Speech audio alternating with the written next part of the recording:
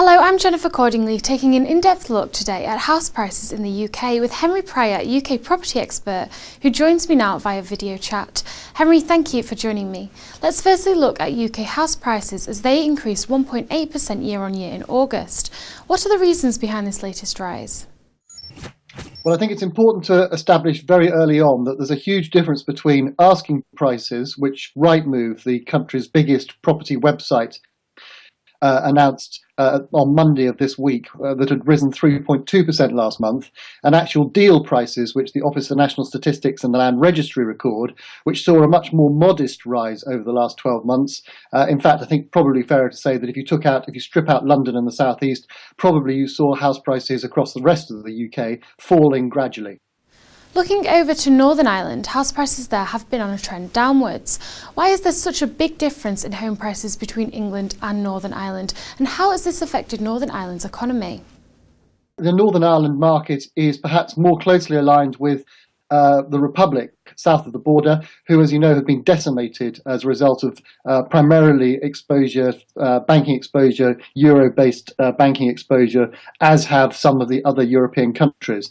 And so Northern Ireland, not uniquely, but far more dramatically than Scotland and Wales, have seen house prices fall by about 12% over the last 12 months. And that, as I say, is partly due to what has been going on south of the border, but also reflects that life in Northern Ireland is much more dramatic and much more challenging. The economic environment there has perhaps lagged behind the rest of the UK.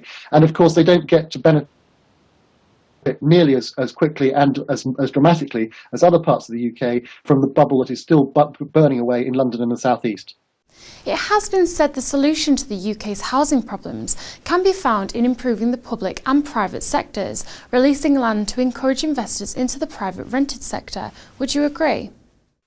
Yes, aspirationally, one would have to say that if you could build more houses, it would have a dramatic impact on both house prices for those looking to buy property and also on rents, as a result of many people being priced out of home ownership and having to consider renting, which traditionally in the UK has been regarded by some as something of a second-class a way of getting access to home occupancy.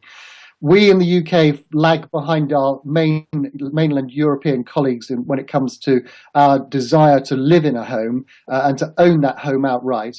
But we are finding that the new generation coming up has decided that not only is buying a home and home ownership in that respect going to be desperately frustrating, with the average age of first-time buyers in the UK now at 32, but also they're seeing that in France and Germany, some of the Nordic countries, that renting is actually cool and it gives them flexibility both in the labour market and to move around not only the UK but also Europe too, in order to find the best quality of life, jobs, living, etc. Gross mortgage lending was down 10% compared to last month. Why has this happened when there is such a large supply of mortgages available? Well, it's true to say that mortgage lenders have at long last got it, and they are now perhaps releasing more mortgage products into the market, which is to be applauded. However, accessibility to these products is still the biggest impediment to those looking to find mortgage finance in order to buy a new property. By that I mean that, as we've seen this morning with an announcement from Teso, who've just suddenly joined the mortgage market, they've come up with a headline-grabbing 2% mortgage offer, fixed rate, but you have to have a 40% deposit in order to be able to qualify. Now, the vast majority of those at the bottom end of the housing ladder in the UK are having to scrape together somewhere around 25% deposit in order to be able to buy a home. That, in round figures, is roughly 1 year's gross income that they're having to save. Obviously, they're saving it out of taxed income, which makes it even harder. And that is the biggest drag on the housing market. It's what's stopping many people who'd like to buy a house from being able to do that and to live their dream.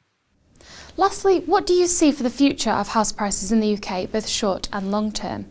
Well, we were talking a moment ago about the nation's enthusiasm for home ownership, and perhaps that one of the solutions is to build more properties, and by doing so to push down house prices and indeed push down rents. The problem is that politically, it's a desperately difficult circle to square. Politicians are going to find it very difficult to persuade the electorate that actually what they should be doing is releasing land in what's known as the green belt, the green lungs around the various towns and cities in the UK, and to encourage house builders to develop on that land, which would obviously ruin the quality of life for those who've already got properties, and of course, let's not forget, would also undervalue, would also impact on the value of those homes. So people are struggling at the moment to try and work out how they're going to get home ownership or wider home ownership, when in fact the electorate, those responsible for voting politicians into power, are unlikely to give them a mandate to do that.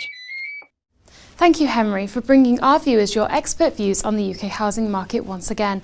That's all from me, but I'll be back on Monday with a look to the news releases for the week ahead. Have a great weekend.